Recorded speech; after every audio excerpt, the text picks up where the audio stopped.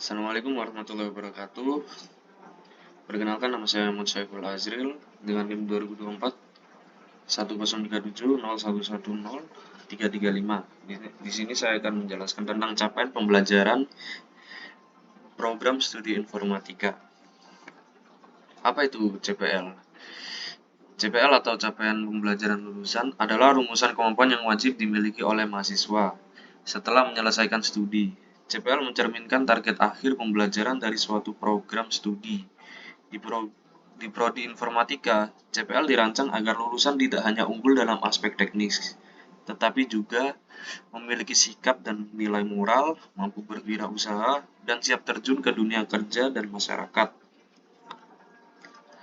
Kemudian ada tujuan CPL. Tujuan CPL dari prodi informatika yaitu ada membentuk lulusan berkarakter yang memiliki nilai keislaman dan keindonesiaan, menumbuhkan soft skill dan tanggung jawab profesional, menyiapkan lulusan untuk menerapkan dan mengembangkan iptek secara inovatif, membekali kemampuan dalam pengembangan software, game edukatif, pengolahan data, serta sistem dan jaringan. Lalu ada kategori CPL.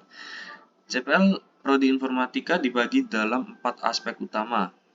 Yang pertama sikap, kedua keterampilan umum, ketiga keterampilan khusus, dan yang terakhir pengetahuan. Di setiap CPL mencerminkan satu atau lebih dari aspek di atas. Lanjut ke CPL 1, nilai keislaman dan keindonesiaan. Lulusan mampu menginternalisasi dan mengimplementasikan nilai-nilai Islam dan Pancasila dalam kehidupan pribadi maupun sosial. Indikator kerja A1 menginternalisasi 5 nilai Pancasila, A2 menghayati nilai-nilai Islam secara menyeluruh. Sikap ini membentuk dasar moral dan etika lulusan dalam bertindak secara jujur, adil, dan bertanggung jawab. Kemudian ada CPL 2, yaitu profesional dan wirausaha. Lulusan bersikap profesional dan mampu bekerja mandiri maupun tim, serta memiliki jiwa wirausaha dalam bidang informatika. Indikator kerja B1, mandiri dan profesional dengan semangat kewirausahaan. B2, kolaboratif dan tanggung jawab dalam tim lintas disiplin. CPL ini memperkuat soft skill, kepemimpinan, dan etos kerja. Kemudian ada CPL 3, pemikiran kritis dan inovatif. Lulusan mampu berpikir logis, kritis, sistematis, dan inovatif dalam pengembangan dan penerapan iptek informatika dengan memperhatikan nilai humaniora. Indikator kerja C1 menerapkan iptek berbasis logika, C2 berpikir kritis berlandaskan humanoira, C3 merancang solusi sistematis, C4 menciptakan inovasi untuk meningkatkan kualitas hidup.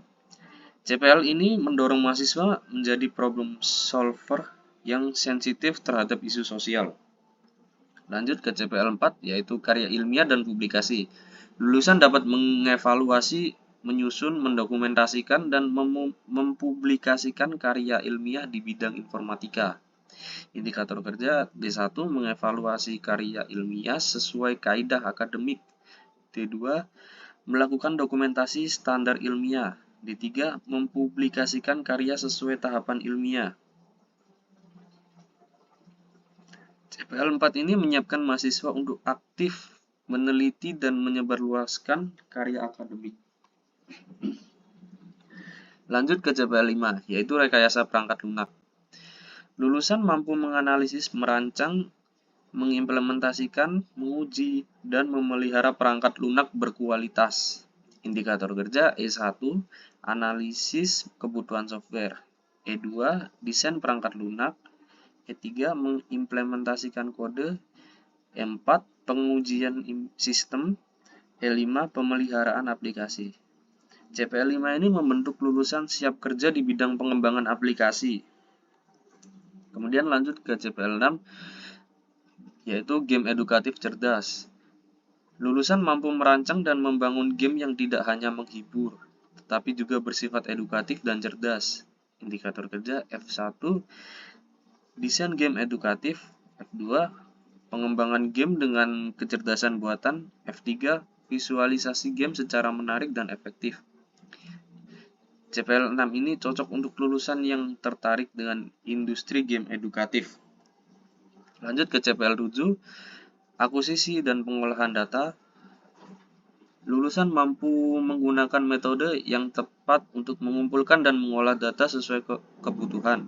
Indikator kerja G1, akuisisi dan analisis data. G2, optimalisasi metode sesuai konteks.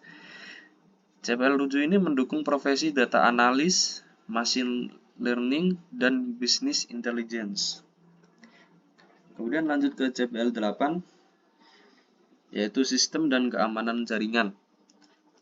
Lulusan mampu merancang, membangun, mengevaluasi, dan meneliti sistem jaringan serta keamanannya. Indikator kerja H1, desain jaringan dan sistem keamanan. H2, implementasi sistem dengan metode tepat. H3, evaluasi dan investigasi keamanan jaringan. CPL ini mengarah ke profesi seperti network engineer dan cyber security. Lalu ada implementasi CPL dalam kurikulum. CPL diterapkan dalam berbagai mata kuliah seperti CPL 5 dalam mata kuliah rekayasa perangkat lunak, CPL 3 dalam kewirausahaan teknologi, CPL 4 dalam metodologi penelitian. CPL juga diukur lewat tugas akhir, proyek, praktikum, dan aktivitas mahasiswa. Lalu ada manfaat CPL untuk mahasiswa. Menjadi lulusan yang siap kerja dan berdaya saing tinggi. Memiliki karakter dan integritas, mampu berpikir kritis dan inovatif, siap menjadi kewirausahaan teknologi, dan yang terakhir berkontribusi positif di masyarakat. Sekian penjelasan saya untuk CPL. Terima kasih. Assalamualaikum warahmatullahi wabarakatuh.